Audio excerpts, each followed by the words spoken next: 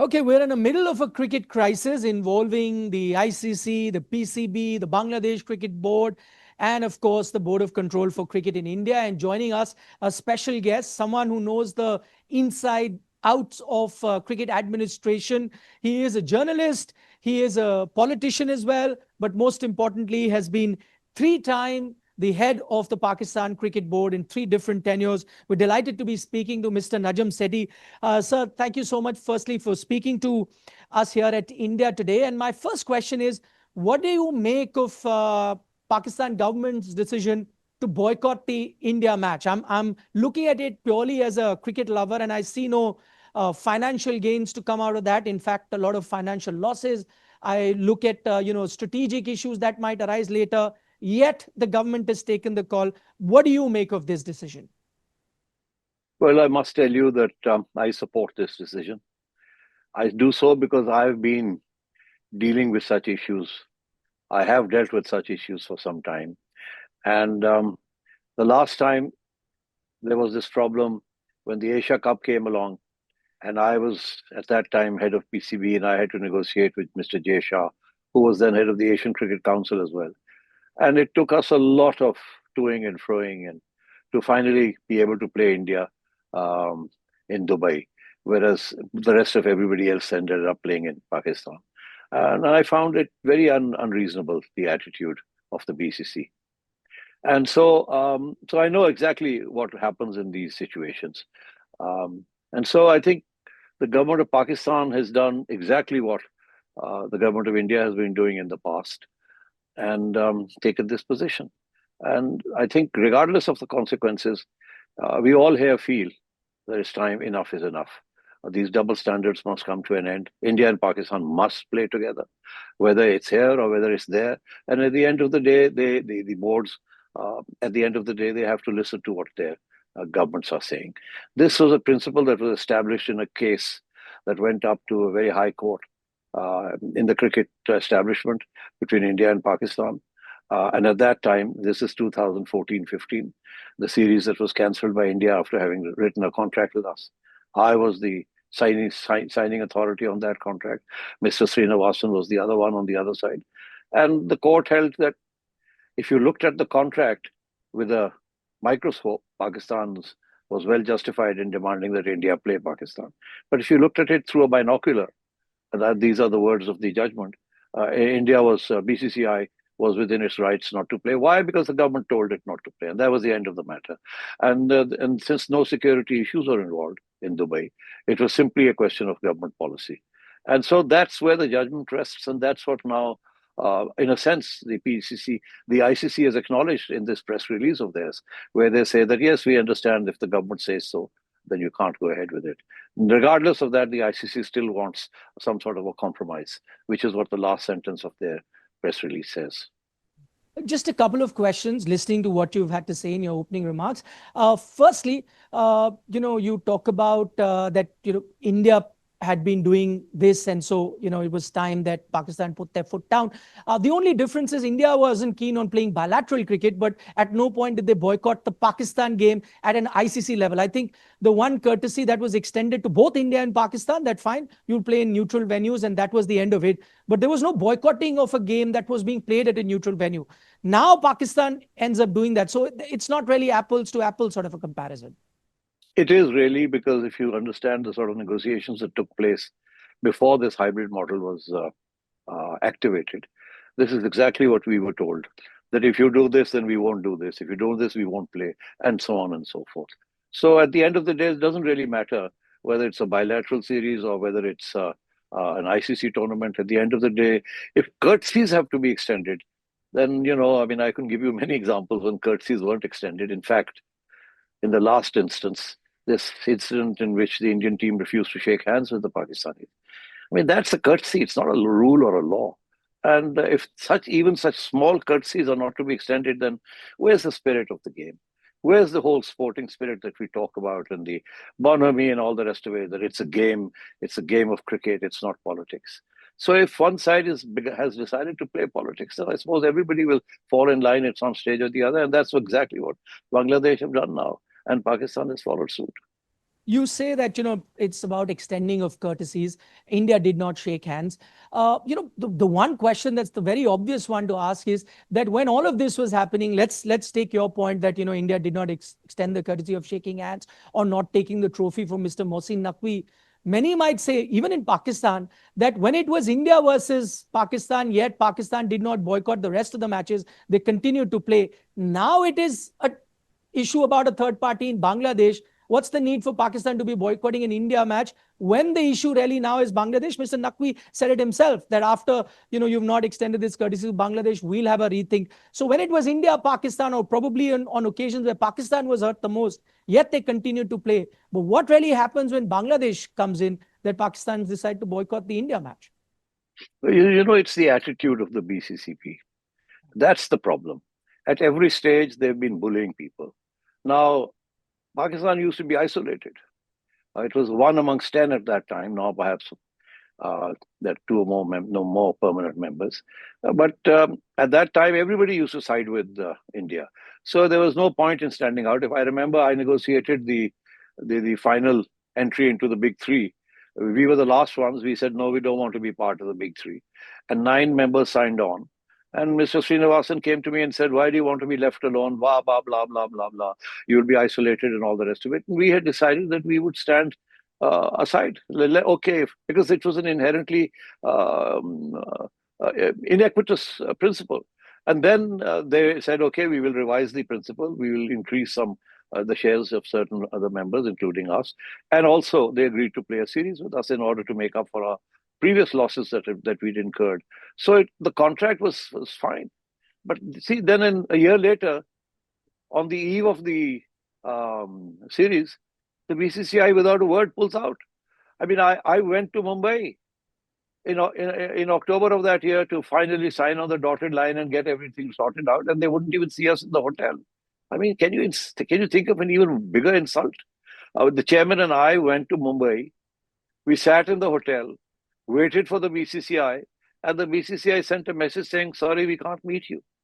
And we'd been invited to come to Mumbai to in a sense, sign on the dotted line. And so they've been treating us very badly. And I think now that at least Bangladesh has also been snubbed in a sense, we feel that, well, there are now 400 million people on one side, so we can all stand up.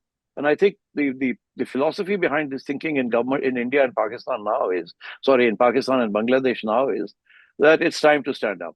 It's time that these inequitous policy positions that the ICC takes, just because the BCCI is running the ICC, this is a time to stand up. There may be temporary losses, but at the end of the day, we'll probably get a better reformed ICC. Mr. Sethi, listening to you here, is it fair to assume that, I mean, because you've raised all these issues in the past as well, fair to assume that the decision that Pakistan government has taken doesn't have anything to do with Bangladesh? So are you conceding this is actually the historic, relevance or the issues that cropped up between India and Pakistan that Pakistan is deciding to do that? Because that's not what we've heard from the PCB so far. As I said, the last Look, Bangladesh. Look, Nikhil, I'm not a spokesman for the PCB. I'm giving you my view. The PCB apparently consulted the government, and they say they have, and they took this decision. They've also given, I think, there's 10, 15 days to go before that particular match. My sense is that there are negotiations that are taking place right now, and I'm hoping that those negotiations will bear fruit. But what I'm saying to you is my view. It's not. I'm not representing the PCB here. Okay, let me stick to your views. I remember that you were very instrumental in ensuring that Pakistan go ahead and play that UAE game. I know I was there in Dubai at that time covering the Asia Cup, and it was almost on the verge of being cancelled. Pakistan wasn't taking the field versus UAE. And I know there's a meeting that happened between you as well as Mr. Mohsin Naqvi. Ramiz Raja was part of it. And I know you played a very important role there in trying to convince the current PCB chief that, listen, this will be a misstep. We must go ahead and play this game. Now you endorse this view of Pakistan pulling out. What has really changed when it comes to your view from what happened in Asia Cup to now? Well, I really think that this is going a bit too far. I think we've been bending over backwards to keep the ball moving, as it were. But this business of I mean, just look at it the way Bangladesh was ousted. I mean, they can do that to anyone tomorrow. Uh, a player is not acceptable, is ousted, and then uh, you create this. They ask to be for the match to be played in Sri Lanka. You can so easily accommodate it. What's the problem? If Pakistan is playing in Sri Lanka, you can get Bangladesh to play in Sri Lanka. What's the problem? And the BCCI or the ICC turns around and says, no. I mean, there are no principles involved over here, Nikhil. And I think Pakistan now feels that we have it.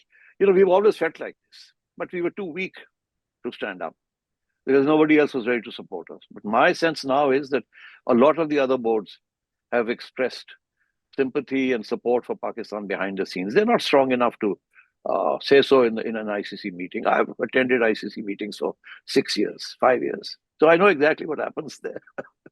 I remember when Afghanistan, at one meeting, the BCCI was of the position that, and the ICC was of the position that Afghanistan should not be allowed to play. Why? Because of human rights violations. And I remember I was the only one who argued the case for Afghanistan. They were silent. And I said, no, this is not on. You don't bring politics into it. This is a great team. Give them a chance. In time to come, some of these issues will be sorted out, but don't exclude them. And I'm glad that my view was uh, accommodated, and then Afghanistan was allowed to get on with and play. So I think really we need to show a much more courtesy and camaraderie and the spirit of the game. And I think a time comes when you say enough is enough. And I think the government of Pakistan must have consulted the government of Bangladesh on this, and they must have decided that so be it. Uh, because don't forget, now the ACC, if we don't resolve this problem here now, it's going to be a bigger problem in the ACC. Pakistan now is sitting in as the president of the ACC, and Bangladesh with it. So you can imagine how the ACC is also now threatened by this sort of politics and counter politics and all the rest of it. That's a fair point. I think, we may have seen the end of ACC as things stand right now, unless something drastic really happens. But I'm going back to that point where you mentioned that, there could be informal conversations that have happened between the PCB and rest of the board. So they could be sympathetic or empathetic towards what's happening with PCB. That's your claim. But why doesn't then that show in the meeting that happened where 14-2, it was voted in favor of having Bangladesh to move? I'm guessing if there are more boards that feel aggrieved with how BCCI is handling ICC, they would have come out and voted then. Not necessarily. My experience is that at least during the time I was there, Mr. Srinivasan was there. And by the way, a great man, Mr. Srinivasan. But and a friend of mine, and Jay Shah too. I mean, I've had lots of sessions with him in private sessions. He's a very fine fellow. But I think when he's sitting in an official capacity, I think he's looking over his shoulder at home, to home. And so I think we have a few days, 10 days or so to go. I'm hoping some sort of compromise can be worked out, whereby such incidents don't happen in the future. I mean, you talked about it yourself. I mean, not shaking hands, not taking the trophy almost. I mean, what's going on? Is this cricket? So I think basically at the end of the day, Mr. Mohsin Naqvi must have thought, or the government of Pakistan must have thought, enough is enough. Now is the time to stand up. We couldn't because we were weaker. Now we have Bangladesh on our side. And Bangladesh too must have obviously solicited Pakistan's support in this situation.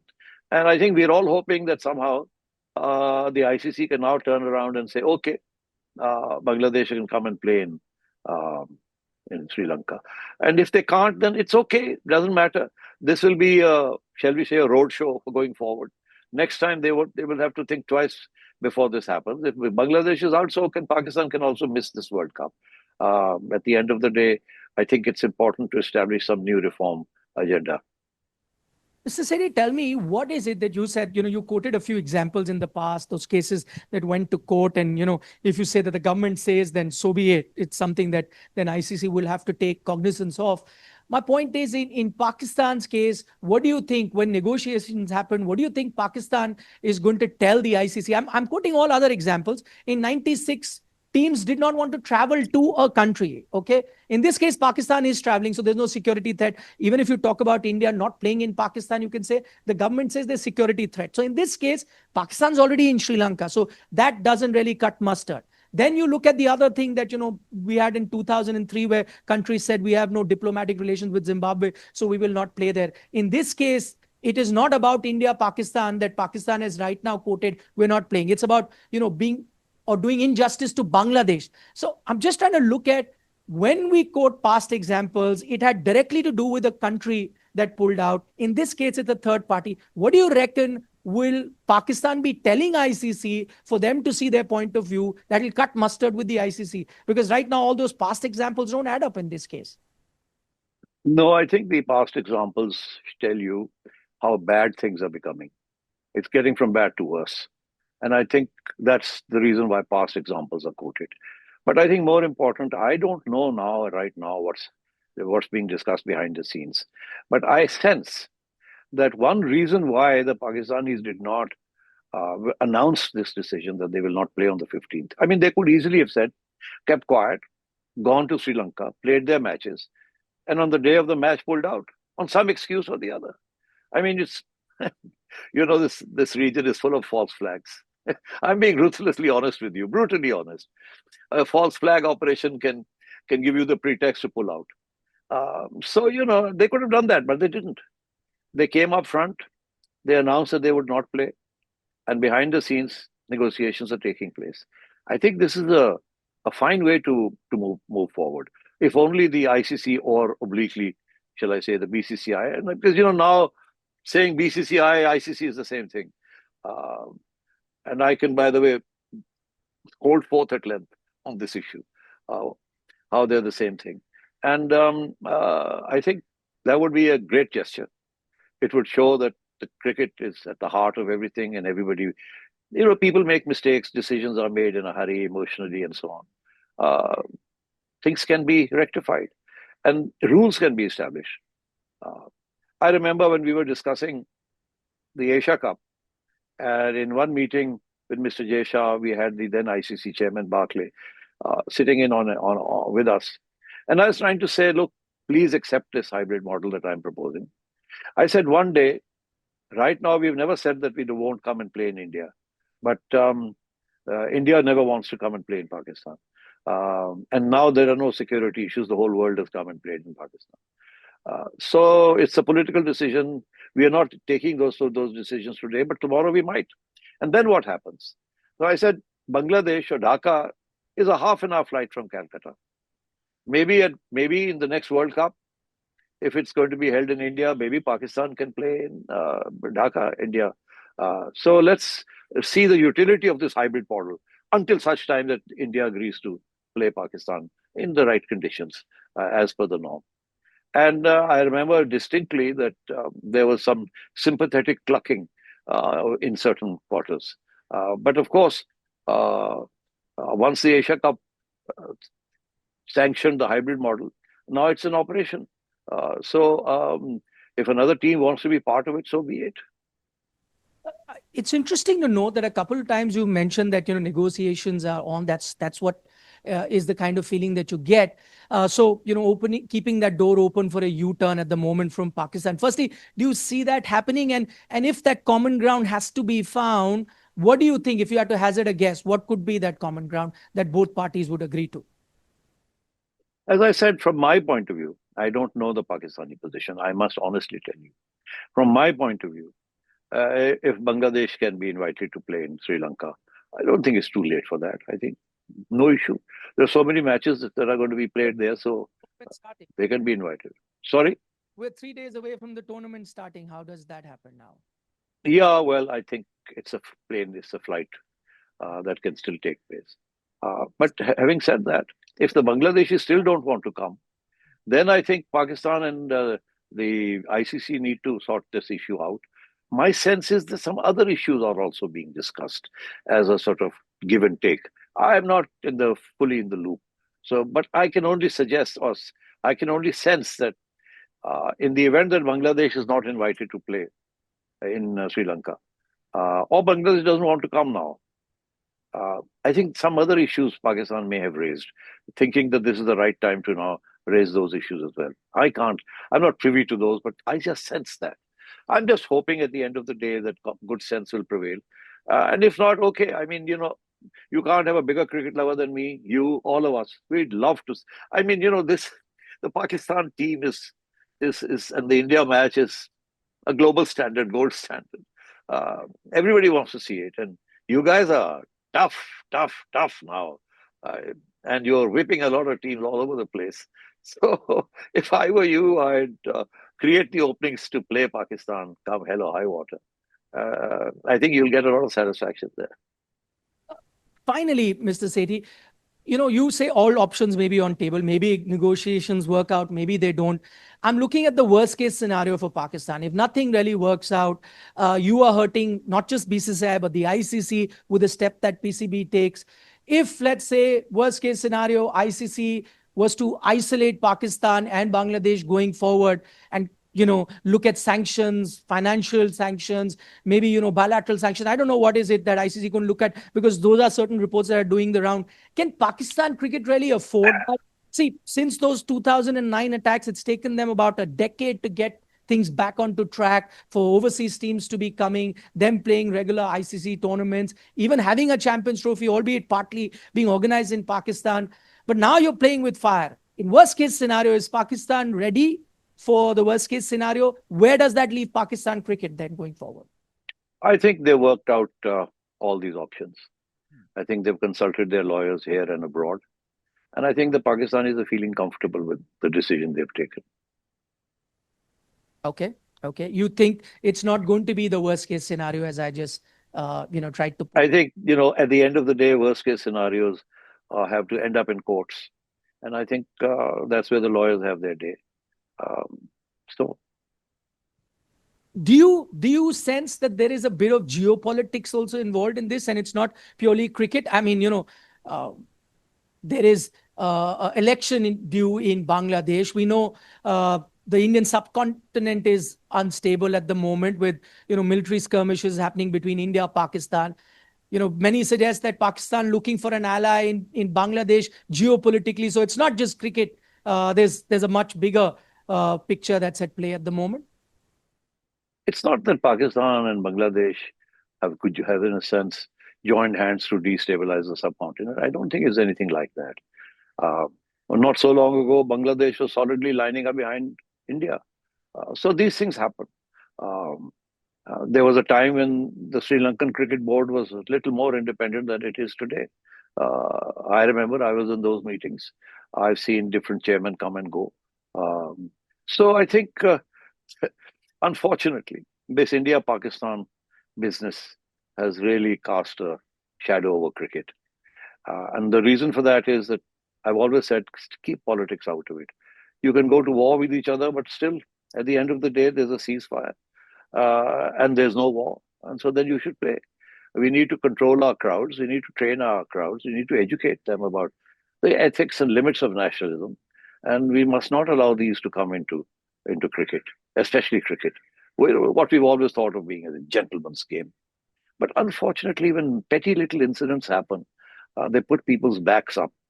And, South Asia is all honor bound. The honor plays a very important role in our political and social thinking. Uh, and so, unlike, say, the contractual transactional relationships in the West, ours are far more, shall we say, emotional and honor bound. So I think we need to take all these things into account. Take all these issues out of the equation when you play cricket. Shake hands, play a good game, be good losers, good winners, and get on with it. And I think I must tell you, this is a view that is commonly held now, especially in South Asia. You have India on one side and you have Bangladesh and Pakistan on the other. It's a terrible situation. It shouldn't happen. They must come together and play cricket.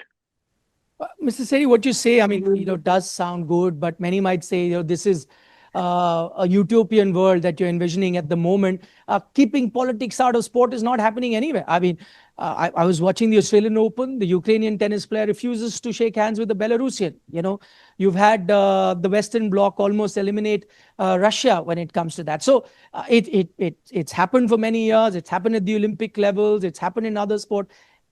Can you really keep politics out of sport then? I mean, it's becoming, as you say, it's becoming difficult to do so. Emotions are running high all around, especially when countries are warring with each other. But now that the ICC is poised to go into the Olympics, that's a very important turning point for cricket globally to get into the Olympics. This is not a time for petty squabbles. The Olympics will not tolerate this sort of nonsense. And I think the ICC should think about these things just as much as the BCCI and India and Pakistan and Bangladesh and the others. All right, Mr. Sethi, we may agree on certain things, disagree on others, but thanks for taking our time and being candid as always. Pleasure talking to you, Mr. Sethi. Thank you very much.